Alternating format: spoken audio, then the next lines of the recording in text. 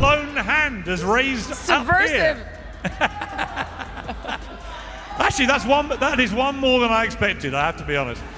Fuck no. Sorry, we are uncensored, but oh my God, the idea there's any comparison between Diana, who was the biggest star in The story begins the way all Meghan-adjacent media earthquakes begin. Not with a press release, not with an announcement, but with a whisper, a rumor, a faint tremor rippling across social media. One of those moments where people start saying, "Did you hear that?" without really knowing why, and then, boom. A Piers Morgan-sized explosion detonates online, and suddenly the entire internet is on fire. Not simmering, not debating, burning. Because this time, Piers didn't just talk. He dropped something far more dangerous. A hidden interview, one that was never aired, never acknowledged, never leaked until now. And the moment that lost footage surfaced, it didn't just throw shade at Meghan Markle. It lit a full-scale wildfire that nobody could contain. And here's where things get truly unhinged. The second that clip began circulating, insiders say Meghan didn't just react. She exploded. Not irritation, not frustration. Full detonation. One source put it bluntly. She didn't just go nuts, she detonated. And honestly, if you rewind the timeline, you can see exactly how it all spiraled so fast. It started innocently enough when Piers teased an old personal archive project on X. It became obnoxious, self-serving, and rankly hypocritical. He hinted that he'd uncovered interviews that were never cleared by the palace. Lost recordings, forgotten conversations. Everyone assumed it would be mild, some behind-the-scenes gossip, a bit of royal commentary, nothing earth-shattering. That assumption aged badly, very badly, because nobody, absolutely nobody, expected what came next. The clip that followed was grainy, time-stamped, and disturbingly real. Piers sits across from someone whose face is masked, whose voice is partially blurred. At first glance, you think it's a producer, a palace aide, someone low-level. Then the audio sharpens, the voice clears, and one line drops. Just 6 words. 6 words that sent Meghan into a spiral and blew the internet wide open. She always said her plan was bigger than Harry. Much bigger. That was it. 6 words. No context needed, no embellishment required. The internet did the rest. Instantly, chaos. Royal sleuths, YouTube analysts, body language experts, amateur audio engineers, everyone went feral. People slowed the clip down, enhanced it, picked apart syllables like forensic scientists. Some swore they recognized the cadence. Others said it could only be one of 3 people, none of whom Meghan would ever want near a microphone. Then Piers delivered the real kicker.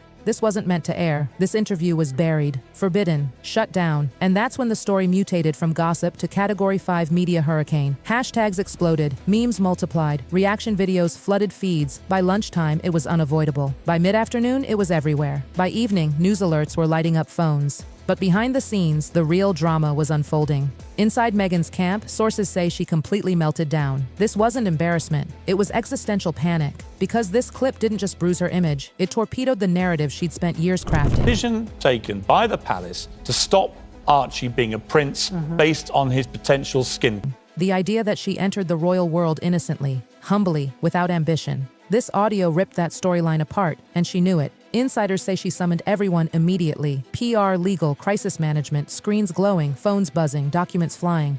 "We need to shut this down," she reportedly said. "We need to shut him down." But here's the problem. Piers Morgan lives for moments like this. He feeds on confrontation. The second she flinched, he came back harder. That same night, he posted a single line that sent her team into full-scale panic. There's much more where that came from. Lawyers scrambled, advisors called networks, PR managers spun themselves dizzy trying to contain the fallout, and the palace? Silent. Not a whisper, not even a background leak, which, to seasoned watchers, was deafening. Behind closed doors, journalists started digging. Who was the voice? A staffer? A former friend? Someone from Suits? An ex-publicist? Or the theory that truly sent Meghan over the edge? Someone she cut off after meeting Harry? Someone who saw the blueprint early? Someone who remembered the plan? And while speculation ran wild, Piers kept teasing more. More audio, more context, more stories the palace once blocked. The real bombshell wasn't that Meghan had ambition. Everyone has ambition. The bombshell was that someone credible said it on tape to a major broadcaster, and it was buried. Her legal team went into overdrive trying to trace signatures, permissions, and whether they could force Piers to pull the footage. But the internet doesn't forget. Once it's out, it's out. Screenshots everywhere, mirrors everywhere, backup copies everywhere. Control was gone. Again.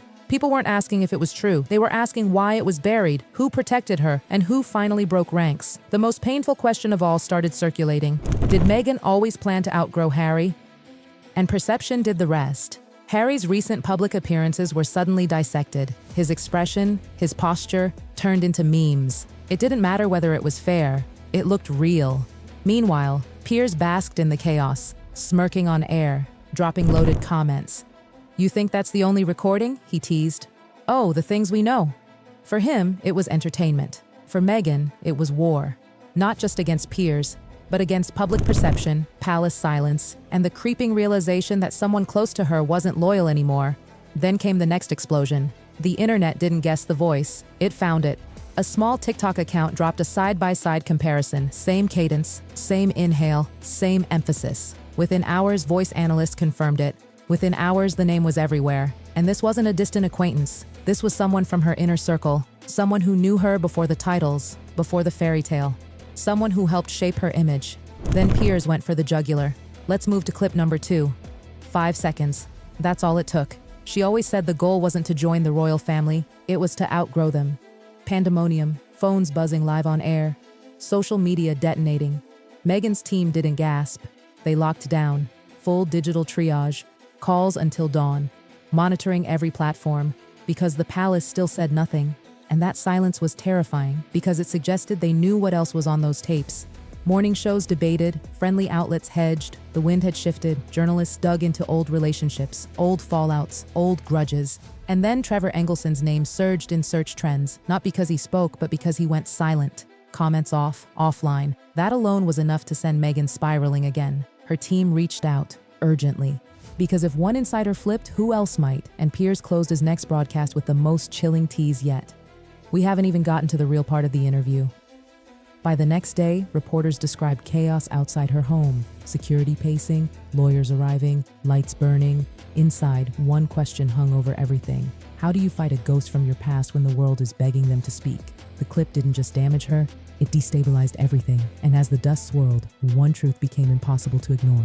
This wasn't the end, this was the beginning, and Piers knew it. Which is why, just before signing off, he said the words that froze the entire royal media machine. This story is far from over, and that single sentence hung in the air like a threat no one could swat away. This story is far from over. It wasn't said loudly, it didn't need to be. The weight of it landed anyway, because everyone watching understood what it really meant. There were more tapes, more voices, more moments frozen in time, waiting to be unleashed. And somewhere, deep inside that Montecito house, Meghan knew it too.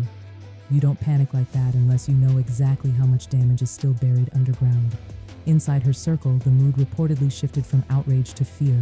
Not public fear. Controlled smiles still appeared on carefully curated feeds. But private fear, the kind that keeps phones ringing past midnight, the kind that turns trusted allies into question marks, because suddenly everyone was looking sideways at everyone else. Who talked? Who knew? Who might talk next? Loyalty becomes fragile when old truths start resurfacing. What made it worse was the timing. This wasn't happening in a vacuum. The public was already tired of conflicting narratives, tired of rewrites, tired of being told one version of events while quietly suspecting another. And this clip, this raw, unpolished, buried fragment felt more real than any glossy interview ever had. It didn't sound rehearsed, it didn't sound defensive, it sounded honest, and honesty, even secondhand, is dangerous. Online, the conversation shifted again. People weren't just dissecting what was said anymore, they were dissecting behavior. Old interviews resurfaced. Statements once brushed off as harmless suddenly took on new meaning. Lines that sounded aspirational before now sounded calculated. The internet doesn't forget, and it definitely doesn't forgive when it thinks it's been lied to. Every smile was reinterpreted, every pause analyzed, every misunderstood moment refiled as evidence. And then there was Harry. Silent, always silent at the wrong moments. His absence from the narrative became its own storyline. Where was he when this broke? What did he know? When did he know it? People projected everything onto him: betrayal, denial, sadness, complicity. Fair or not, the optics were brutal. A man who once looked like a co-conspirator in love now looked like collateral damage in a long game he may not have fully understood. Behind the scenes, sources whispered that Meghan's team debated strategy late into the night. Do you go aggressive?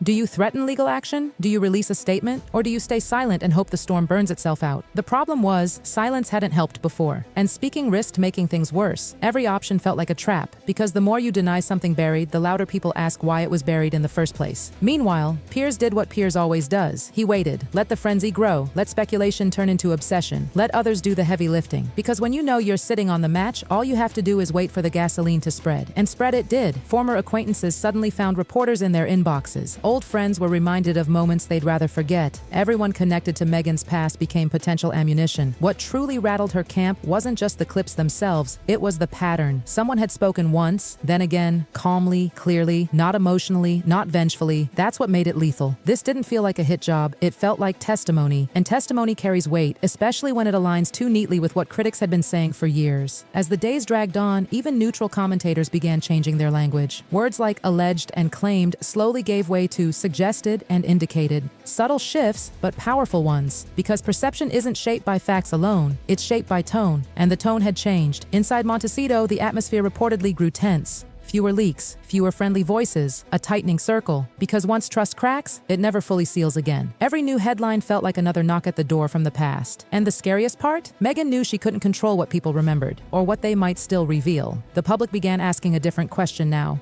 Not, is this true, but what else don't we know? And that question is the most dangerous of all, because it invites everything. Old grudges, old emails, old recordings, old friends with bills to pay and stories to sell. And somewhere in the middle of all that noise, one reality became unavoidable. This wasn't just about one hidden interview. This was about a version of Meghan the public had never fully seen. Or maybe had seen, but hadn't wanted to believe. And once that door cracks open, it never closes quietly. Because ghosts don't need microphones. They just need someone willing to stop protecting the silence.